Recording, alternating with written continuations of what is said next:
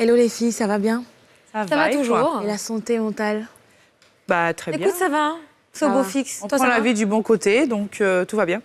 Alors la santé mentale, c'est un thème qui est à la mode en ce moment, mais pour moi, c'est un sujet qui est très important parce que j'ai compris en tout cas que ça affectait notre physique, notre manière de fonctionner, notre manière d'interagir avec la société, notre environnement. Et les réseaux sociaux étant dans notre environnement, j'ai voulu justement parler de l'impact de ces réseaux sociaux-là sur notre santé mentale. Donc, vous savez déjà comment les réseaux sociaux fonctionnent, hein?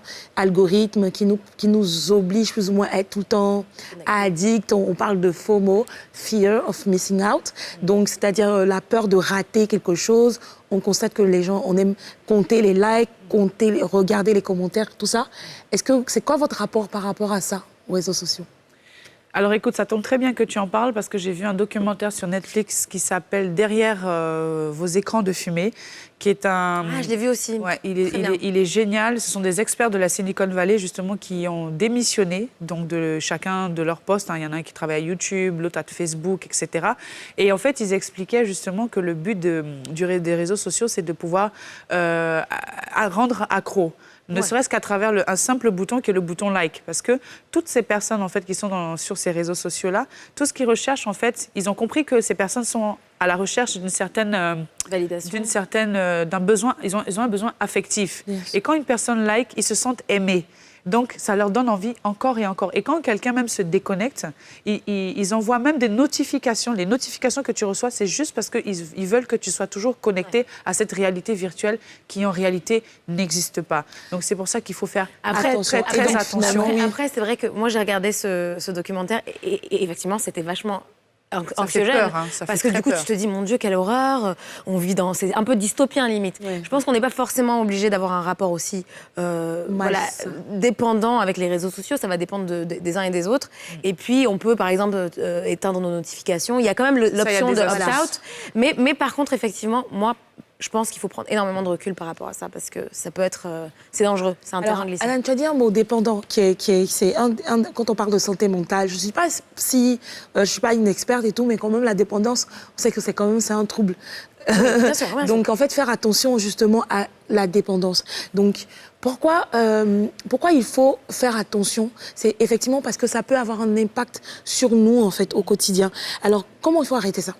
Ouais. La première des choses, tu parlais de distance, c'est de faire des cures de détox. Des petites cures, des petits moments où il faut couper ou quoi que ce soit. Je ne suis pas la meilleure à cela, mais moi, par exemple, ce que je fais, je ne vais pas prendre une semaine, etc., mais je peux avoir dans des moments de journée, des moments que je passe avec mes amis, des moments de qualité, il faut déposer le téléphone, profiter de l'instant. J'ai regardé un film où le mec, un gars, il dit « Ma story », c'est ce que je vis. Mon histoire, c'est ce que je vis. Pas toujours retrouver le besoin de partager, en fait, tout de suite tout. Okay? La deuxième chose, c'est de ne pas être aussi, quand on regarde, parce qu'il y en a qui ont des stalkers, comme on dit, ils passent leur temps à regarder, ils postent pratiquement rien, mais ils se font des avis sur tout. Donc, ce n'est pas obligatoire de le faire, d'attendre que la personne qui poste fasse des choses comme vous voulez. Donc, on en discutait tout à l'heure, Aurélie. Tu vas faire une photo, tu vas poster une photo. Chacun peut l'interpréter comme il veut. Ouais. Et donc, il faut comprendre que quand quelqu'un poste une photo, c'est son moment de vie qu'il poste. Ce n'est pas toute sa vie. Ouais. Et c'est même peut-être un moment qu'il a envie de partager avec tout le monde pour se sentir peut-être même pas sûrement bien dans sa peau ou juste envie de partager un engagement, prendre la parole sur un sujet. On n'a jamais vu quelqu'un, enfin, sauf un peu les plus fous, mais c'est quelqu'un qui pleure sur les réseaux sociaux. Oui, ça va pas, venez m'aider. Non, je pense que c'est plutôt le contraire. On a déjà vu des gens... Moi j'ai vu une... Et même ceux qui pleurent, je pense qu'ils ont des problèmes psychologiques. Excusez-moi, mais je peux pas venir... Non, ce que tu dis, et tu n'as pas tort, c'est que les influenceurs, enfin, les personnes qui ont une grande visibilité sur Facebook vont souvent te présenter, ou Facebook ou Instagram, une vie un peu parfaite. Et c'est un peu ça le problème, parce que du coup, les autres les regardent et se disent, regarde, elle a ça, moi j'ai pas.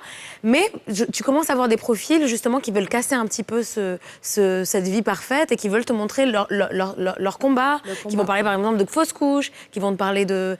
Enfin, tu vois, il faut aussi peut-être chercher des profils comme ça. Ils en sont combien, quoi? Combien ils en sont? Voilà, en fait, en tout cas, c'est vrai qu'on n'en voit pas beaucoup et surtout qu'on a tendance à suivre tout ce qui est enjolivé parce que c'est aussi fait pour ça. Donc, il faut faire attention quand les gens postent aussi, comme j'ai dit, quelle que soit la beauté du compte, la beauté du contenu, si ce compte vous fatigue, comme on dit chez nous, ça te fatigue, c'est-à-dire que la go, elle te rend aigrie parce que elle, comment dire ça? Ça suscite des mauvaises émotions. Voilà, elle te rend aigrie parce que quand elle poste ses vestes, ces trucs, ça te dérange, tu as envie de vivre sa vie. Il faut arrêter de suivre cette personne.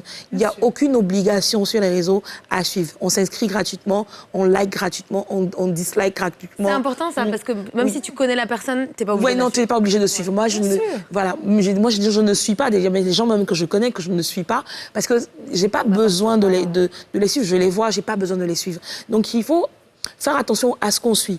Tout ce qui nous ramène de la négativité, qui nous rend, en tout cas, pas bien, donc mal dans notre peau, ou jaloux, ou qui nous donne envie de faire de la médisance, parce que des fois, oui, j'ai vu, elle a posté ça, elle a dit ça.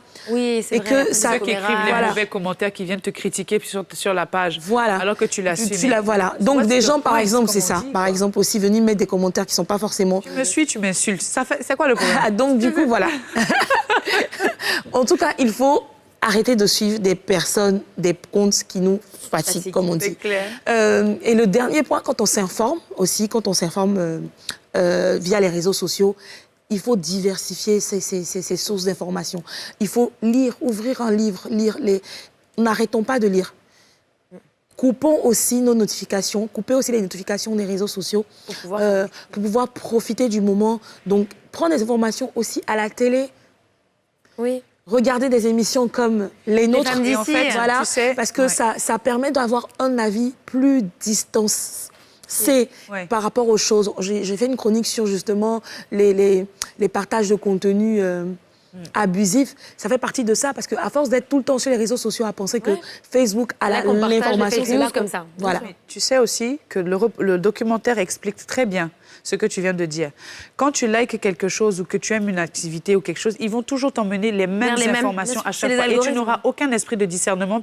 Et c'est souvent même ce qui a créé des problèmes de conflit dans certaines zones un peu sensibles dans le monde. Parce que tu es tout le temps... Si tu, par exemple, tu suis un parti politique, ils vont toujours t'envoyer des informations sur le même parti politique. Tu n'auras jamais un esprit, comme on dit, de discernement critique. Donc, effectivement, comme tu dis, il faut absolument s'ouvrir à d'autres choses. Et puis, tu sais, les millions de personnes qui pensent que Facebook, c'est un média. C'est un média d'information. Ouais. Donc, quand ils ont dit, j'ai vu ça sur Facebook, c'est ça l'histoire. Voilà.